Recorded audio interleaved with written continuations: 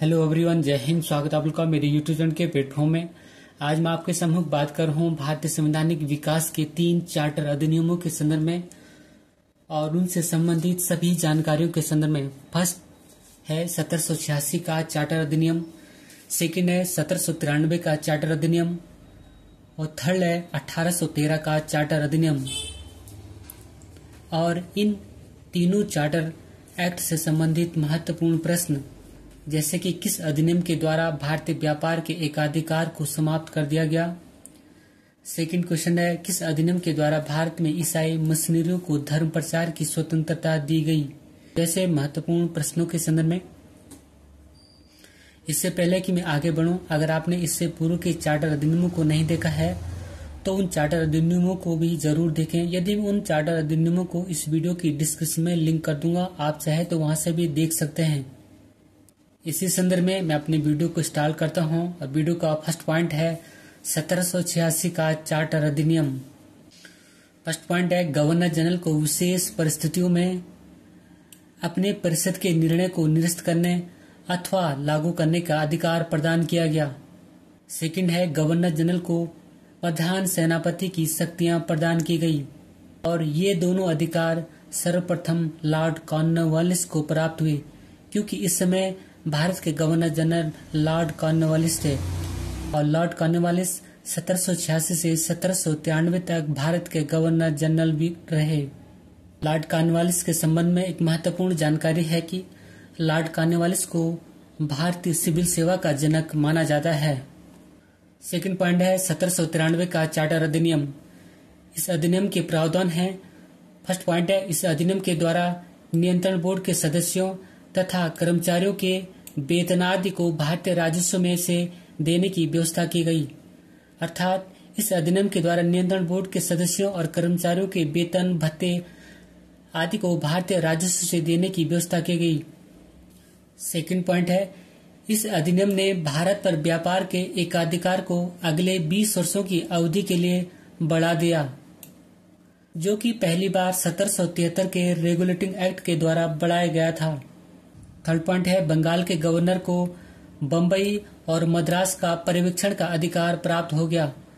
पर्यवेक्षण का अर्थ होता है जांच करने या निगरानी करना। अर्थात बंगाल के गवर्नर को बंबई और मद्रास की निगरानी और जांच करने का अधिकार प्राप्त हो गया। फोर्थ पॉइंट है ब्रिटिश भारतीय क्षेत्रों में लिखित विधियों द्वारा प्रशासन की नींव रखी गई तथा कानूनों व विनियमों की व्याख्या का अधिकार न्यायालय को प्रदान किया गया। थर्ड पॉइंट है 1813 का चार्टर अधिनियम। इस अधिनियम के प्रावधान है। फर्स्ट पॉइंट है कंपनी के एकाधिकार पत्र को 20 वर्षों के लिए बढ़ा दिया गया, जो कि पहले सर्वप्रथम 1773 के रेगुलेटरी एक्ट के द्वारा 20 वर्षों के लिए बढ़ाया गया था। फिर पुनः 1793 के अधिनियम के द्वारा बढ़ाया गया और पुनः फिर अभी 1813 के चार्टर अधिनियम के द्वारा कंपनी के अधिकार पत्र को 20 वर्षों के लिए बढ़ा दिया गया।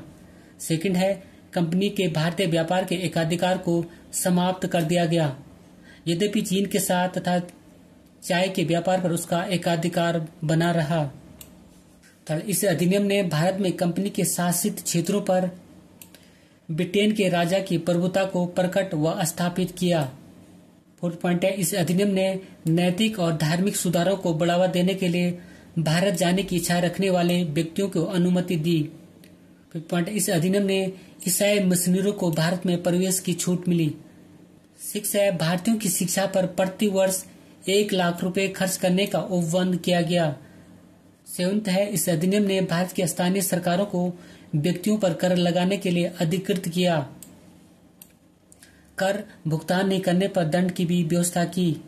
8 पॉइंट है इस अधिनियम के तहत पहली बार भारत में ब्रिटिश क्षेत्रों की संवैधानिक स्थिति को स्पष्ट रूप से परिभाषित किया गया। अर्थात कंपनी शासित क्षेत्रों पर ब्रिटिश राज की प्रभुता को प्रकट व स्थापित किया गया।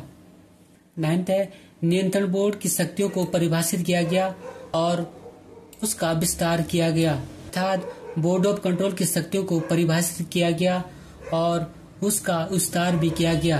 10 पॉइंट है ब्रिटिश व्यापारियों एवं इंजीनियरों को भारत आने तथा बसने की अनुमति प्रदान की गई, लेकिन इसके लिए उन्हें संचालक मंडल या नियंत्रण बोर्ड से लाइसेंस लेना आवश्यक था। 11 पॉइंट है, इस अधिनियम ने भारत के ब्रिटिश इलाकों के बासिंदों के बीच अर्थात निवासियों के बीच पश्चिमी शिक्षा के प्रचार प्रसार की व्यवस्था की। 12 पॉइंट है, ब्रिटिश सम्राट की स्वीकृति से कंपनी को गवर्नरों तथा प्रधान सेनापतियों की नियुक्ति का अधिकार दिया गया। अब बात करते हैं इन चार्टर अधिनियमों से संबंधित महत्वपूर्ण प्रश्नों के संदर्भ में। तो फर्स्ट क्वेश्चन है, भारत के गवर्नर जनरल को किस एक्ट के द्वारा अपनी समिति के निर्णय को अस्वीकार करने का अधिकार मिला? तो आंसर है 1786 का अमेंडमेंट एक्ट अर्थात 1786 का संशोधन अधिनियम। सेकंड है, और यह सभी क्वेश्चन मोस्ट इंपोर्टेंट क्वेश्चन है एग्जाम पर्पज की दृष्टि से। सेकंड क्वेश्चन है, किस अधिनियम के तहत लॉर्ड कॉर्नवालिस को अपनी काउंसिल के फैसले को निरस्त करने का अधिकार मिला? आंसर है 1786 का एक्ट। क्वेश्चन नंबर सेकंड है, किस अधिनियम के तहत लॉर्ड कॉर्नवालिस को अपने काउंसिल के फैसले को निरस्त करने का अधिकार मिला?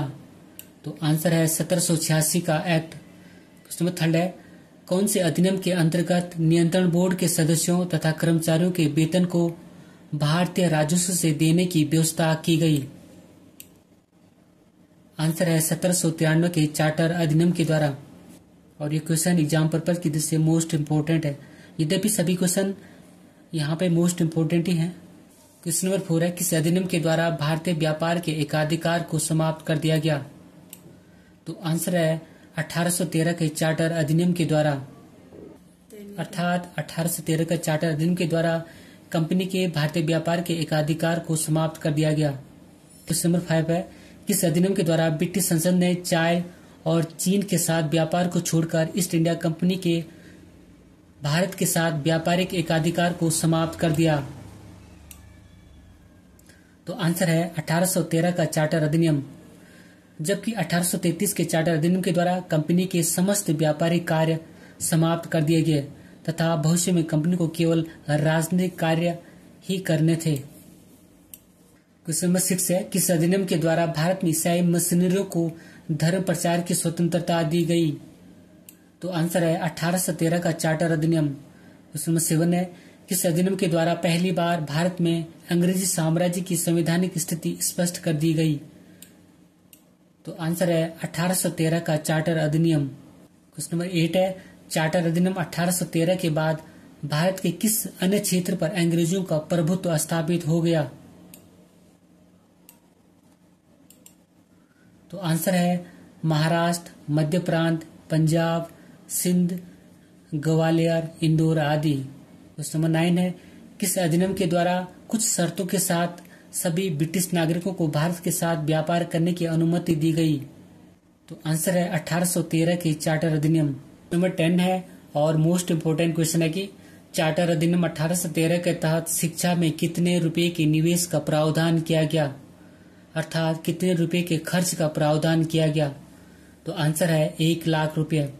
इस अधिनियम में भारतीय शिक्षा एवं साहित्य पर प्रतिवर्ष 1 लाख रुपया खर्च करने का प्रावधान किया गया था।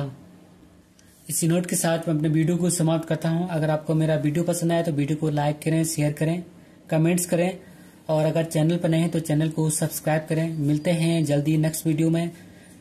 Thank you for watching. God bless you. जय हिंद। और पूर्व के चार्टर अधिनियम संबंधी वीडियो को जरूर देखें।